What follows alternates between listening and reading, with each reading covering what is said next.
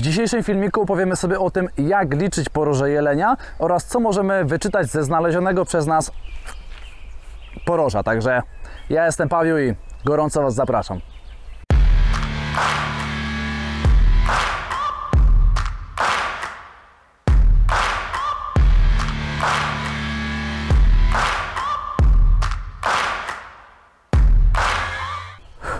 A więc jak liczymy takie poroże? Specjalnie na potrzeby filmu zabrałem sobie tutaj dwa poroża ze swojej kolekcji. Zaczniemy sobie od tego. Jest to szesnastak. Piękny, ładny szesnastak. I właśnie, dlaczego szesnastak? Liczymy wszystkie groty, wszystkie odnogi, które ma to poroże. Raz, dwa, trzy, 4, 5, 6, 7, 8.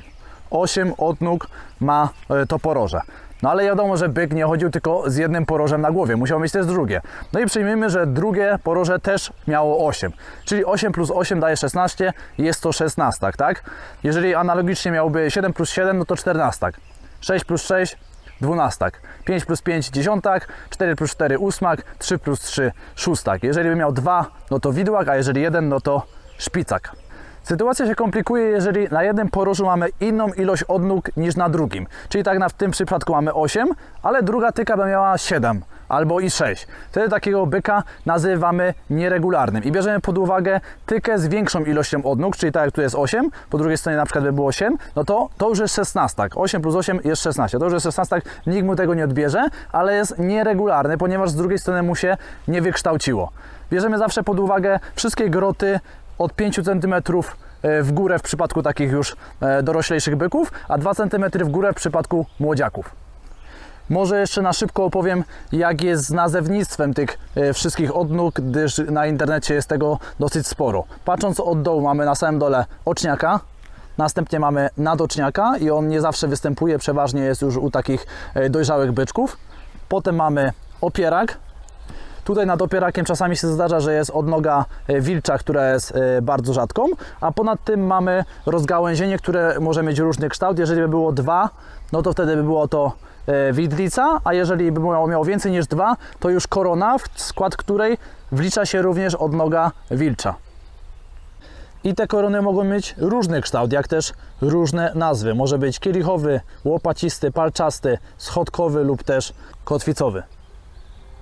Teraz już wiemy, jak liczyć takie poroże, a co ciekawego możemy wyczytać z takiego znalezionego przez nas zrzutu, bo jest to akurat bardzo ciekawe. Przecież jeleń byk nosił to poroże przez cały rok w różnej postaci. Począwszy od tego, że je kształtował, następnie zdzierał z cypu ten meszek, który tutaj nad tą twardą tkanką był, a później już do końca przed zrzuceniem nosił go w takiej ukończonej formie. I przez ten cały czas mogły różne rzeczy wydarzyć się w jego życiu.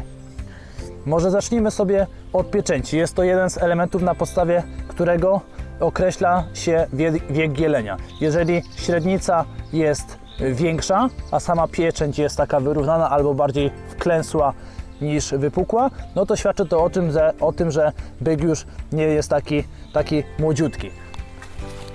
A tutaj na przykład w tym przypadku mamy pieczęć troszeczkę o mniejszej średnicy, dodatkowo jest mocno uwypuklona.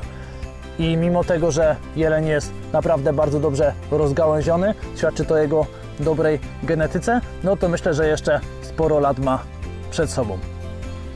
Następnie jest róża, czyli ten element poroża w tym miejscu. Jak widzicie, ten byczek z tej strony już jest starszy, ma już tak ją mocno rozwiniętą, mocno taką powykręcaną, już kilka razy to poroże nakładał, a ten z tej strony jest jeszcze tak mało rozwinięty, ta róża jest cieńsza. Jest też coś takiego jak uperlenie, czyli te bruzdy, które tutaj występują na porożu. Jest to też cecha indywidualna, cecha genetyczna każdego byka. Akurat w przypadku tych dwóch poroży tutaj one nie mają tych bruzd takich dużych, ale jeżeli jakieś poroże to uperlenie ma ładne, to naprawdę może się podobać. Barwa poroża. Jest ona uzależniona od środowiska, w jakim jeleń byk bytuje. Jeżeli to są lasy iglaste, to poroże jest ciemniejsze. Jeżeli to są lasy liściaste, wtedy jest jaśniejsze. To ciemniejsze jest zdecydowanie lepsze. I w okresie zdzierania z cypu, kiedy jeleń zdziera z cypu, ociera się o drzewa, różnego rodzaju krzaki. Wtedy drzewa wydzielają soki i zabarwiają takie poroże. Jest to tak troszeczkę jak z tatuażem. Wtedy to poroże jest świeże i bardzo łatwo nadać mu taki pigment.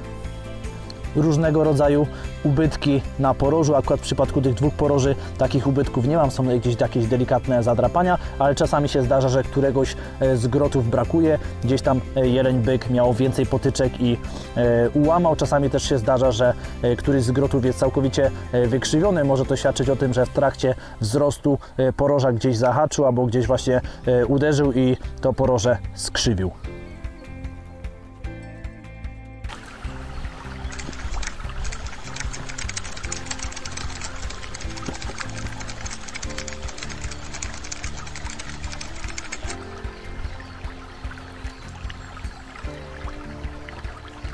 Ja gdy znajdę takie poroże, przynoszę je do domu, siadamy z tatą przy stole i zaczynamy rozmawiać, jaki to był byczek, jak on to mógł zrzucić, gdzie mógł zrzucić drugiego, jeżeli nie mamy do pary. I zaczyna się dywagacja. A potem na następny dzień wracamy z pracy, to poroże czeka na nas na stole jadalnym jak jakiś artefakt i znowu chwytamy, jaka potęga, coś pięknego. I to wszystko, co Wam dzisiaj powiedziałem, łączę sobie w taką jedną całość i staram się wyobrazić roczne życie takiego jelenia. Oczywiście to są domysły, gdyż często takiego byczka nie spotykam nawet na oczy, ale nie mógłbym sobie odebrać tej przyjemności, gdybym nie spróbował zrozumieć, jaki był bykiem, jaką pełnił rolę w chmarze, jaką pełnił rolę w rykowisku. A to wszystko na dzisiaj. Mam nadzieję, że ten materiał będzie dla Was przydatny i widzimy się już w kolejnym filmiku. Jeżeli Wam się podobało, to zostawcie łapkę i cześć!